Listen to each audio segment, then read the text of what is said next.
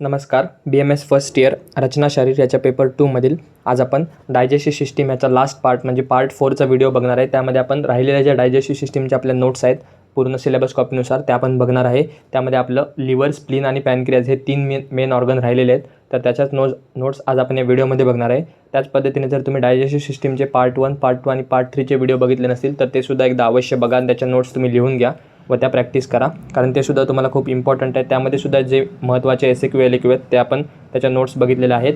पूर्ण digestive system हा तुम्हाला 12 मार्कांसाठी युनिव्हर्सिटी एक्झाममध्ये विचारला जाणार आहे. त्यामुळे संपूर्ण टॉपिक हा व्यवस्थित स्टडी करा. हा आपला डायजेस्टिव्ह सिस्टीमचा शेवटचा व्हिडिओ असणार आहे, तर व्हिडिओ थोडासा मोठा होऊ शकतो. तर व्हिडिओ शेवटपर्यंत संपूर्ण पहा व ऐका. तसंच जर तुम्ही BMS फर्स्ट इयर संबंधित इतर विषयाचे इतर व्हिडिओ जर चॅनलवर बघितले नसतील तर एकदा चॅनल जाऊन बघा. तिथे प्लेलिस्ट बनवलेली आहे, तर तिथे जाऊन तुम्हाला वेगवेगळे व्हिडिओज बघायला भेटतील, तर ते सुद्धा तुम्ही बघू शकता. तसंच जर तुम्ही टेलिग्राम चॅनल किंवा व्हॉट्सअप ग्रुप जॉईन केला नसेल तर त्यात दोन्हीची लिंक आपल्या ह्या व्हिडिओच्या डिस्क्रिप्शनमध्ये शेवटी दिलेली आहे. तिथे जाऊन तुम्ही ते जॉईन करू शकता. तर तुम्ही जर रेग्युलर व्हिडिओ बघत असाल आपले तर तुम्हाला माहिती असेल की आपण कोणताही व्हिडिओ स्टार्ट करण्याआधी त्या व्हिडिओमध्ये ज्या नोट्स आपण बघणार आहे त्याला एक्झाममध्ये किती मार्कांचं वेटेज आहे ते सुद्धा पाहतो. तर डायजेस्टिव्ह सिस्टीममध्ये आपण बघत आलो की 12 मार्कांचं वेटेज युनिव्हर्सिटी एक्झामसाठी आहे. तर त्यामध्ये तुम्हाला MCQ, SAQ आणि LAQ असे तिन्ही प्रकारचे प्रश्न विचारू शकतात. आणि आज जे आपण नोट्स पाहणार आहेत तर खूप व्हेरी इम्पॉर्टंट आहेत, कारण आपण आज लिव्हर, स्प्लीन आणि पॅनक्रियाज हे जे 3 मेन ऑर्गन आहेत आणि शक्यतो बऱ्यापैकी तिन्ही पण प्रश्न LAQला विचारण्यासारखे आहेत आणि विचारले गेलेले आहेत. तर व्यवस्थित ते व्हिडिओ नीट ऐका व शेवटपर्यंत पहा आणि तुमच्या नोट्समध्ये एकदा ते लिहून घ्या. तर सुरुवात करूयात लिव्हरपासून. त्याला आपण आयुर्वेदानुसार यकृत असं म्हणतो, त्यालाच आपण कालखंडसुद्धा म्हणतो आणि मॉडर्ननुसार त्याला हिपॅरसुद्धा म्हणतात. Liver is a large solid gland situated in the right upper quadrant of the abdominal cavity. त्याचं location, it occupies the whole right hypochondrium, greater part of epigastrium, some part of left hypochondrium, reaching the left lateral line आणि it is covered by ribs आणि costal cartilage. बऱ्यापैकी मोठा organ असतो, 3 ते 4 abdominal रिजन्समध्ये पसरलेला असतो. Weight सांगितलं आहे मेलमध्ये 1600 ग्रॅम आणि फिमेलमध्ये 1300 ग्रॅम. हे प्रश्न तुम्हाला MCQसाठी इम्पॉर्टंट आहेत. लेंथ सांगितले 20 सेंटीमीटर, शेप आहे वेज शेप आणि त्याचा कलर सांगितला आहे रेडिश ब्राऊन. तर हे इंट्रोडक्टरी पार्ट होता लिव्हर संबंधित. त्यानंतर लिव्हरचे एक्सटर्नल फीचर्स, त्यामध्ये liver has 5 surfaces, anterior, posterior, superior, inferior आणि राईट सर्फेस. त्यानंतर 4 बॉर्डर असतात, right border, superior border, inferior border, posterior border आणि लोब्स 2 असतात, राईट आणि लेफ्ट लोब. राईट लोबमध्ये परत 2 पार्ट, क्वाड्रेट आणि क्वाड्रेट लोब. तर अशा प्रकारे त्याचे एक्सटर्नल फीचर्स व्यवस्थित लक्षात ठेवा.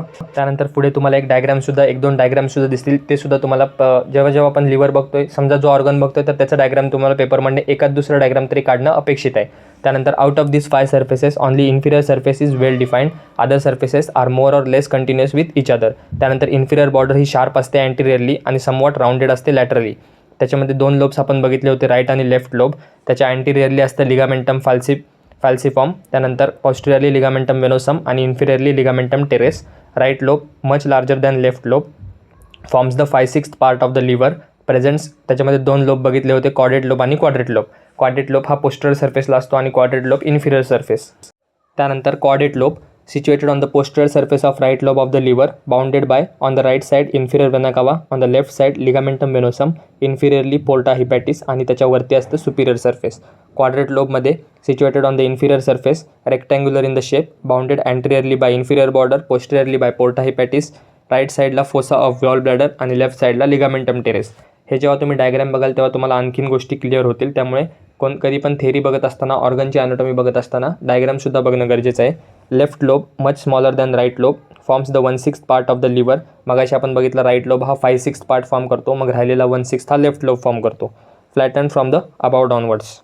तर ज्या डायग्रामची मी गोष्ट मगापासून करत होतो तर ती ही डायग्राम आहे. लिव्हरचा अँटेरियर व्ह्यू आहे. बऱ्यापैकी तुम्हाला सोपंच आहे. ट्रायंग्युलर शेप काढायचा आहे, त्याच्यामध्ये लिगामेंट दाखवायचे आणि खाली गॉल ब्लॅडर दाखवायचा आहे आणि लेबल करताना मेजर पार्टला राईट लोब, इकडचा जो आहे तो लेफ्ट लोब, असे 3 ते 4 लेबल तुम्हाला आले पाहिजे. तर ही एक सोपी डायग्राम आहे लिव्हरची, जी तुम्ही लक्षात ठेवू शकता आणि एक्झाममध्ये काढू शकता.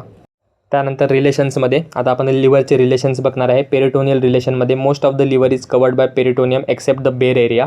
बेर एरिया सोडून बऱ्यापैकी पार्ट हा पेरिटोनियमनी कवर्ड असतो. Following are not covered by peritoneum. मग कोण कवर्ड नाही आहे तर ट्रायंग्युलर बेर एरिया, त्यानंतर groove of the inferior vena cava, fossa of gall bladder, coronary ligament आणि लेसर ओमेंटम या सर्वांच्या ठिकाणी पेरिटोनियम नसतं. त्यानंतर व्हिजरल रिलेशन्समध्ये अँटिरियर सर्फेसला असतं झिफर्ड प्रोसेस आणि अँटिरियर ॲबडोमिनल वॉल. पोस्टिरियर सर्फेसला असतं डायफ्राम आणि इसोफेजियल इम्प्रेशन. त्यानंतर सुपिरियर सर्फेसला कार्डियाक इम्प्रेशन, इन्फिरियर सर्फेसला गॅस्ट्रिक इम्प्रेशन आणि कोलिक इम्प्रेशन, आणि राईट सर्फेस कॉन्व्हेक्स असतो, तिथे डायफ्राम असतं. तर हे त्याचे विज्युअल रिलेशन्स होते. हे सुद्धा रिलेशनचा सुद्धा डायग्राम तुम्ही लक्षात ठेवू शकता, परंतु जर तुम्हाला लक्षात राहत असेल तर ते लक्षात ठेवा, नाहीतर कमीत कमी जी ॲनाटॉमीचा बेसिक एक्सटर्नल फीचरचा डायग्राम आहे तेवढा तरी लक्षात ठेवा.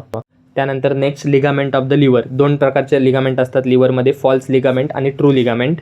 तर जी मी तुम्हाला डायग्राम रिलेशनशी म्हणत होतो ती ही डायग्राम आहे. पोस्टरियर व्ह्यू आहे लिव्हरचा, त्यामध्ये सुद्धा वेगवेगळ्या गोष्टी दिसत आहेत. जे आपण आधी बघितला तो अँटेरियर व्ह्यू होता, आणि यामधील तुम्ही काही गोष्टी लक्षात ठेवून त्याचेसुद्धा लेबल काढू शकता.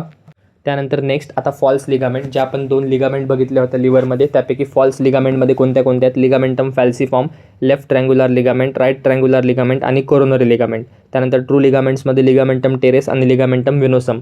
लिव्हरला ब्लड सप्लाय कसा असतो, तर 80% ब्लड हे पोर्टल वेननी सप्लाय होतं आणि 20% ब्लड हे थ्रू हिपॅटिक आर्टरी. वेनस ड्रेनेजमध्ये हिपॅटिक वेन, नर्व सप्लायमध्ये हिपॅटिक प्लेक्सस आणि वॅगल फायबर्स, आणि लिम्फॅटिक ड्रेनेजमध्ये सुपरफिशियल लिम्फॅटिक्स आणि डीप लिम्फॅटिक्स. त्यानंतर लिव्हरची क्लिनिकल ॲनाटॉमी जर बघायला गेलं तर सुरुवातीला हिपॅटायटिस म्हणजे inflammation of the liver, it may be infective or anaemic. त्यानंतर liver biopsy needle is pass through the right 9th intercostal space. Liver is the common site for metastatic tumour. त्यानंतर liver transplantation, it can be done in the patients with end stage of liver disease. म्हणजे अशा पेशंटमध्ये गेलं जातं जे liver डिसीजच्या एकदम शेवटच्या स्टेजवर आहेत आणि त्यांना आता लिव्हर बदलायची गरज आहे. त्यानंतर liver dissection, 80% of liver can be removed safely, आणि लिव्हर सिरोसिस. ही त्याची होती क्लिनिकल ॲनाटॉमी. तर लिव्हर तुम्हाला LAQला येऊ शकतो. तर जे पॉईंट्स मी तुम्हाला आता दिलेले आहेत नोट्समध्ये, तर तुम्ही तुमच्या नोट्समध्ये लिहून घ्या. व्हिडिओ बघताना एकदा ते वाचा, त्यानंतर एकदा लिहा आणि त्यानंतर अजून वाचा. असं करून जेव्हा तुम्ही 3-4 वेळा वाचाल तेव्हा तुमच्या गोष्टी लगेच लक्षात राहतील आणि इझिली लक्षात राहतील. तुम्हाला जास्त मेहनत घ्यायची गरज नाही आहे, एकाच टॉपिकला जास्त वेळ द्यायची सुद्धा गरज नाही आहे. लवकर तुमच्या गोष्टी लक्षात राहतील. फक्त मी जे तुम्हाला सांगत आहे तेवढ्या गोष्टी फॉलो करा. त्यानंतर नेक्स्ट इम्पॉर्टंट ऑर्गन आहे ते म्हणजे स्प्लीन. तर सुरुवातीला spleen is a veg shape organ. आता मी तुम्हाला एक सांगतो की तुम्ही ऑर्गन लक्षात ठेवत असताना सुरुवातीला त्याचे जे कॅरेक्टरिस्टिक आपण बघतो 4 ते 5 कॅरेक्टरिस्टिक, शेप झालं, साईज झालं, किंवा त्याला कशाशी कंपेअर केलं आहे का, त्याचं लेंथ काय असेल, ते डायमेन्शन्स आहेत का, तर ते तुम्ही व्यवस्थित डिफरन्शिएट करून लक्षात ठेवा. कन्फ्यूज होऊ नका. स्प्लीन हा वेज शेप असतो. Lying mainly in the left hypochondrium, partly in the epigastrium. It is wedged in between the fundus of stomach and diaphragm. The spleen is tetrahedral in the shape. It lies obliquely along the long axis of 10th rib, directed downwards, forwards and laterally. It makes an angle of 45 degree with the horizontal plane. त्यानंतर स्प्लीनची gross anatomy. The spleen has 2 ends, 3 borders, 2 surfaces, 2 angles and a hilum. 2 ends कोणते आहेत? Anterior किंवा lateral end is expanded and more like a border, directed downwards and forwards, and it reaches the mid-axillary line. त्यानंतर दुसरं end आहे posterior किंवा medial end. It is rounded, directed upwards, backwards and medially, and rests on the upper pole of the left kidney. त्यानंतर 3 border असतात, superior, inferior आणि intermediate. Superior border ही notch असते near the anterior end. Inferior border ही rounded असते आणि intermediate border ही rounded असते आणि directed to the right side. म्हणजे कोणताही जर ऑर्गन तुम्ही बघत असाल तर जेव्हा त्याचे एक्सटर्नल फीचर्स आपण बघतो, जे मेन गोष्टी आहेत ते तुम्हाला क्लिअर लक्षात राहायला पाहिजे. म्हणजे सरफेस किती, बॉर्डर किती, अँगल आहे का, काय ते व्यवस्थित लक्षात राहायला पाहिजे. त्याच्या आतले जे लाईन असते ती एक लाईन तुम्हाला लिहिणं गरजेचं असतं. जर चुकून तुम्हाला आठवली नाही लिहिली तरी चालते, पण जे मेन हेडिंग आहे ते तर तुम्ही लिहिलं पाहिजे व्यवस्थित बरोबर. 2 सर्फेसेस असतात, डायफ्रामॅटिक आणि व्हिज्युअल सर्फेस. डायफ्रामॅटिक सर्फेस हा कॉन्व्हेक्स आणि स्मूथ असतो आणि व्हिज्युअल सर्फेस हा कॉन्केव्ह आणि इरेग्युलर असतो. तर नेक्स्ट आहे स्प्लीनची डायग्राम. खूप सोपी डायग्राम आहे. एखादी बंद मूठ केली तर तुम्हाला ती डायग्राम डोळ्यासमोर इमॅजिनसुद्धा होईल. तर राईट हँडची मूठ जर बंद केली तर तुम्ही करून बघा, सेम तुम्हाला अशी डायग्राम दिसेल. तर स्प्लीनची डायग्राम तशी काढायची, त्यामध्ये ते बॉर्डर लेबल करायच्या आणि 2 एंड, अँटेरियर आणि पोस्टेरियर एंड लेबल करायचे. तर ही झाली स्प्लीनची डायग्राम. कंटिन्युएशनमध्ये एक्सटर्नल फीचर्समध्ये 2 अँगल बघितले होते आपण, अँटेरोबेसल किंवा त्यालाच क्लिनिकल अँगल म्हणतात. It is a junction of the Superior border with the anterior or lateral end, most forward projecting part. Wien the spleen is enlarge, this is failed first. म्हणजे जेव्हा स्प्लीनची कोणती abnormality होती किंवा ते एनलार्ज होतं, सगळ्यात पहिल्यांदा आपल्याला अँटेरोबेसल किंवा क्लिनिकल अँगल दिसतो. So it is called as clinical angle of the spleen, कारण आपण क्लिनिकल चेकअप करत असताना आपल्याला तो दिसतो. त्यानंतर दुसरं आहे पोस्टेरोबेसल किंवा medial angle. It lies at the junction of inferior and anterior end. Hilum, it lies between the superior and intermediate border. It is pierced by branches and tributaries of the splenic vessels. त्यानंतर relations. स्प्लीनच्या रिलेशन्समध्ये आता परत same peritoneal आणि visceral relations. Peritoneal रिलेशनमध्ये spleen is surrounded by peritoneum and suspended by following ligaments. कोणकोणत्या ligaments असतात? तर gastrosplenic ligament from the hilum to the spleen to the greater curvature of the stomach, contains short gastric vessels, associated lymphatic आणि sympathetic nerves. त्यानंतर lienorenal ligament from the hilum of the spleen to the anterior surface of left kidney, त्यामध्ये tail of pancreas, splenic vessels, pancreaticosplenic lymph nodes, lymphatics आणि sympathetic nerves असतात. त्यानंतर तिसरी ligament आहे phrenicocolic ligament, त्यामध्ये not attach to the spleen but support anterior end of the spleen, form the splenic flexure of colon to the diaphragm, also called as sustentaculum lienis. त्यानंतर visceral रिलेशन्समध्ये visceral सर्फेसला fundus of stomach, gastric impression, anterior surface of left kidney, renal impression, splenic flexure of colon, colic impression आणि tail of pancreas, pancreatic impression. Diaphragmatic surface is related to the diaphragm, नावातच आहे. It separates the spleen from costodiaphragmatic recess of left pleura, left lung आणि left 9 to 11 rib यापासून diaphragmatic surface separate करतो. त्यानंतर function तर स्प्लीनचे बघायला गेलं तर ॲनाटॉमीमध्ये जास्त फंक्शनचं महत्त्व नाही आहे, परंतु माहीत असणं गरजेचं आहे. त्यामुळे 4 ते 5 फंक्शन्स मेन बघून घ्या. फॅगोसायटोसिस, त्यानंतर हिमोपोएसिस, लिम्फोपोएसिस, इम्यून रिस्पॉन्स आणि स्टोरेज ऑफ RBC, त्यांची थेरी एकदा बघून घ्या. त्यानंतर क्लिनिकल ॲनाटॉमी, स्प्लीनचा शेवटचा पार्ट म्हणजे क्लिनिकल ॲनाटॉमी, त्यामध्ये palpation of the spleen. Spleen हा शक्यतो नॉन पाल्पेबल ऑर्गन आहे. Palpable only when enlarge to twice it size, तो फक्त पाल्पेबल होऊ शकतो जेव्हा तो त्याच्या साईजच्या डबल होतो, म्हणजे कोणती तरी ॲबनॉर्मली होते. त्यानंतर enlarge spleen is felt under the left costal margin during inspiration by turning patient to his right. त्यानंतर दुसरं क्लिनिकल ॲनाटॉमीचा पॉईंट आहे splenomegaly. It is the enlargement of spleen, त्याला आपण स्प्लिनोमेगली म्हणतो. May project up to right iliac fossa along the axis of 10th रिप.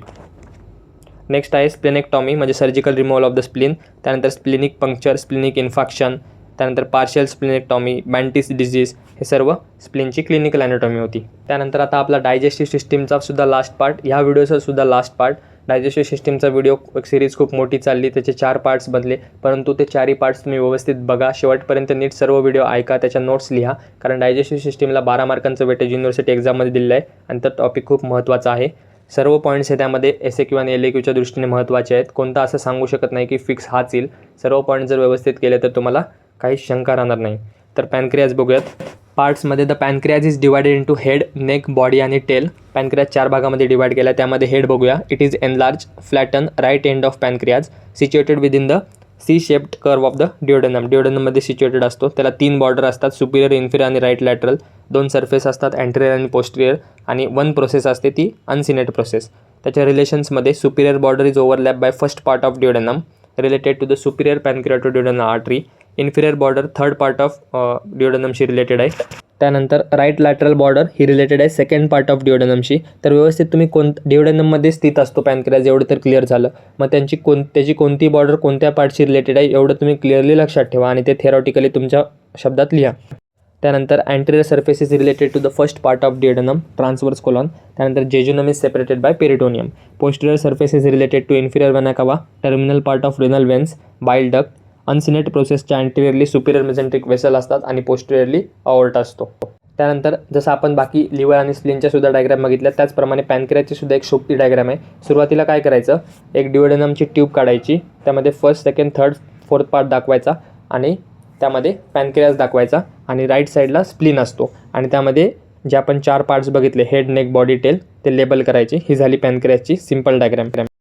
त्यानंतर body elongated and extends from neck to the tail.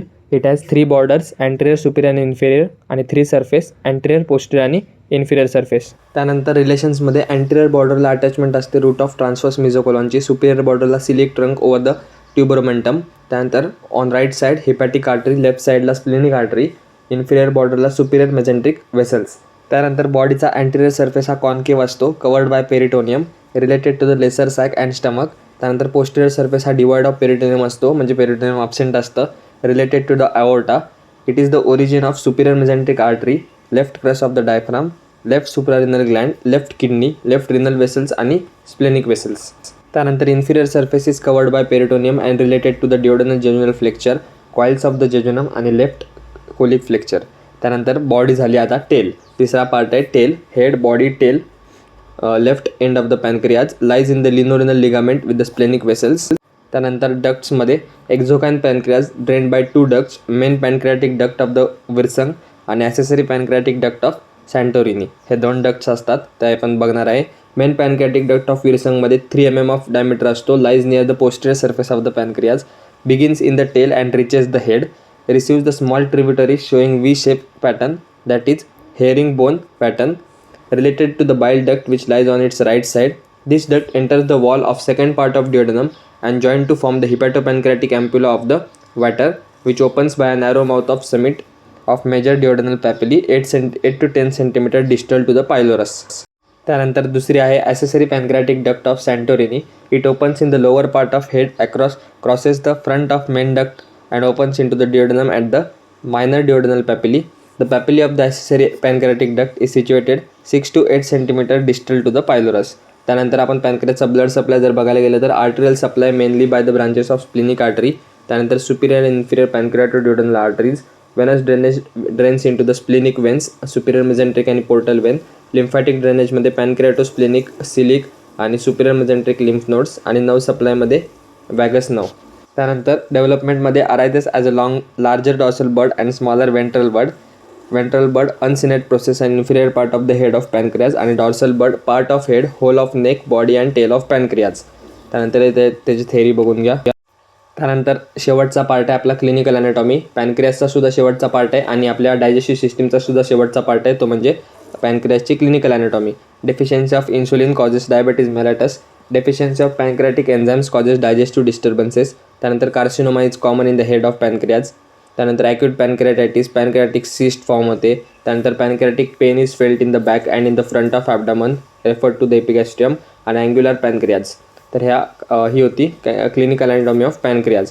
तर ह्या होत्या digestive system संबंधित संपूर्ण notes. आपण त्याला 4 पार्टमध्ये बघितलेला आहे. 4ही पार्ट तुम्ही एकदा व्यवस्थित पुन्हा जर बघितले नसतील तर नीट पहा व ऐका आणि तुमच्या नोट्समध्ये लिहून घ्या, कारण डायजेस्टिव्ह सिस्टीम हा इम्पॉर्टंट टॉपिक आहे. युनिव्हर्सिटी एक्झामच्या दृष्टीने 12 मार्कांचं तिथे त्याला वेटेज दिलेलं आहे आणि MCQ, SCQ आणि LQ अशा तिन्ही प्रकारचे प्रश्न त्यावर विचारले जाऊ शकतात.